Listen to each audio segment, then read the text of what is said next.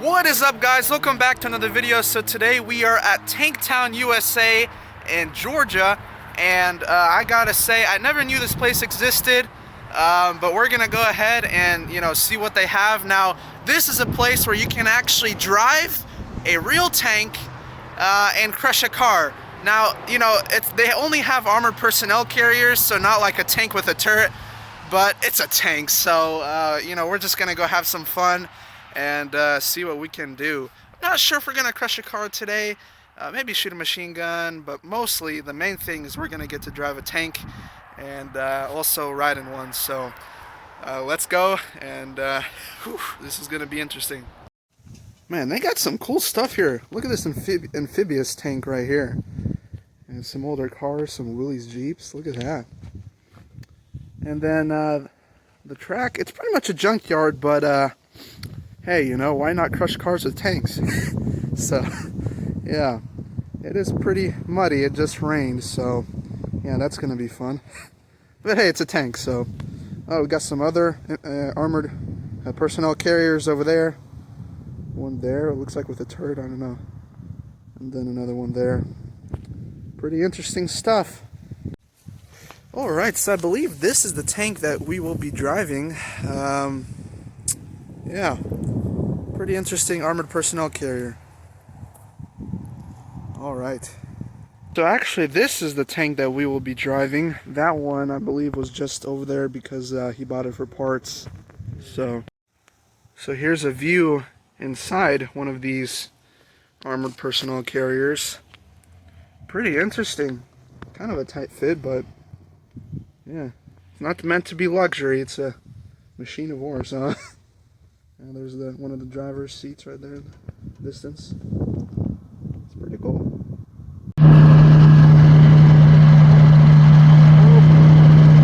Let's drive a tank.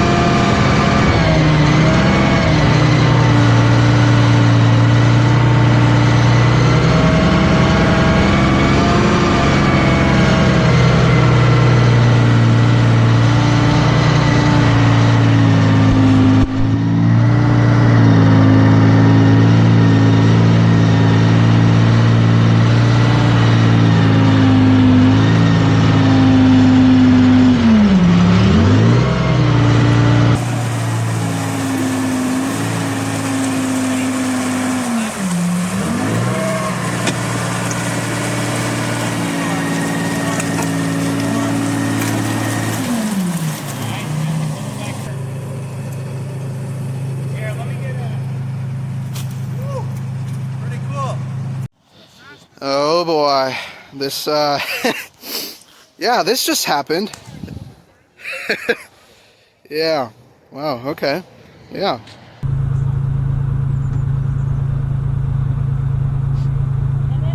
Good morning.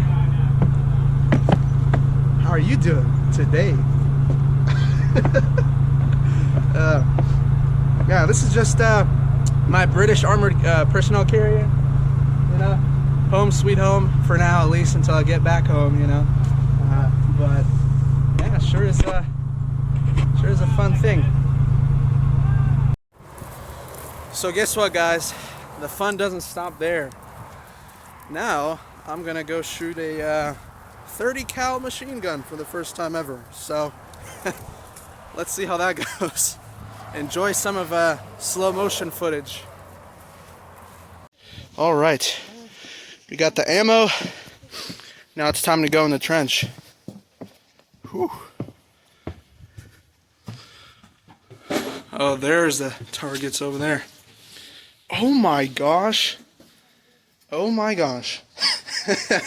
That is a lot of ammo. Yeah, over 100,000 rounds. 100,000 rounds? Yeah, so everyone can come on down in here. That's crazy. Look at that.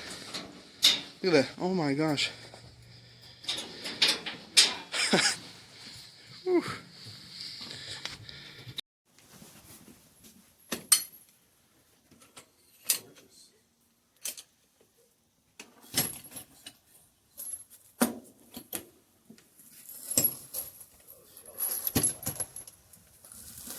Said there's over 100,000.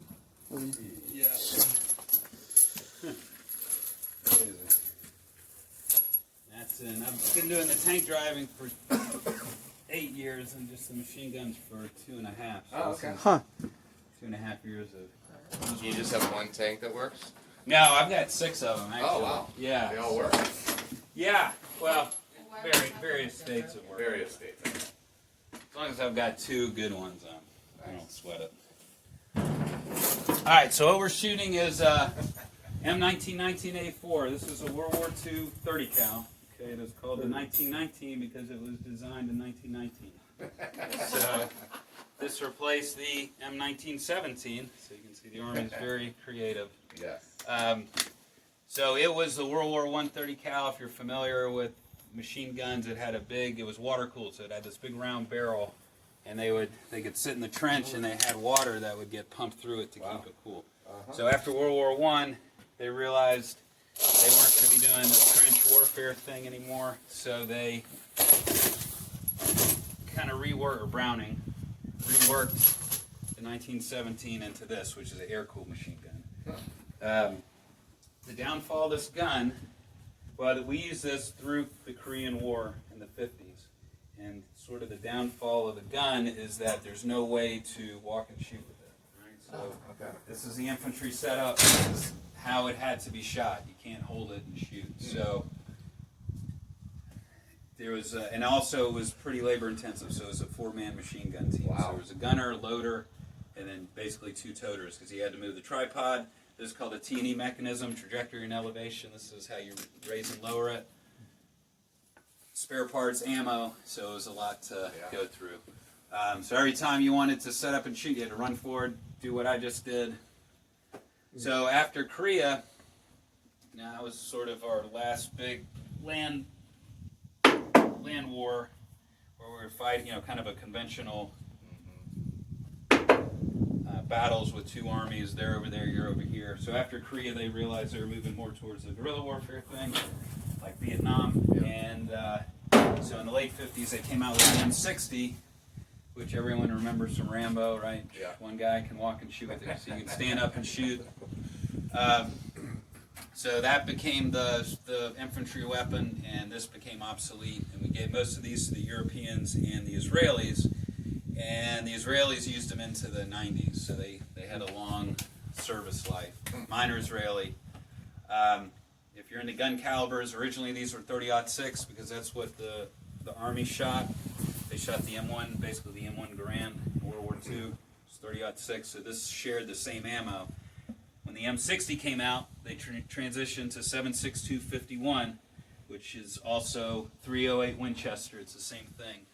But that became the standard bullet for, it's called the NATO round because all the NATO countries adopted the same bullet. Because what happened in World War II is the U.S. made this gun, it was 30-06. The British made the exact same gun, but it was chambered 303. So everyone was making the same gun, but they couldn't share ammo. So regardless, and it's still today, we use the same ammo for all our machine guns, 7.62 51. All right, so I've got a link that I will send y'all that will tell you everything you ever wanted to know and more. They did make about 500,000 of these in World War II, so the majority were made in World War II. And they made them in different versions, so if you've seen the movie Fury, right, they've got the Sherman tank, and there's that ball gun on the front of the hull, and there's one in the turret. That's this same gun, but a tank version. You just saw the movie Midway. They've got all the dive bombers and the machine guns that the guy shoots out the back. Same thing, it's just the aircraft version. So it was an all-around, it was used on pretty much everything. All right, now, Alex, are you going to shoot? Pull it all the way back. And then release it. There you go. All right. Nice firm grip. Just aim it here.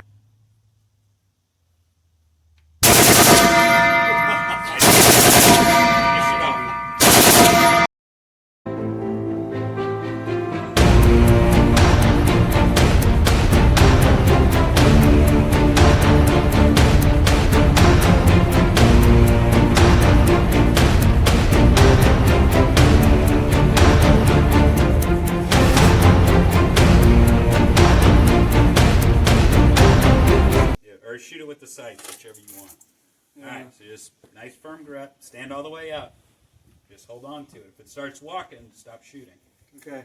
Yep. Okay, let me try next shoot. There you go. Very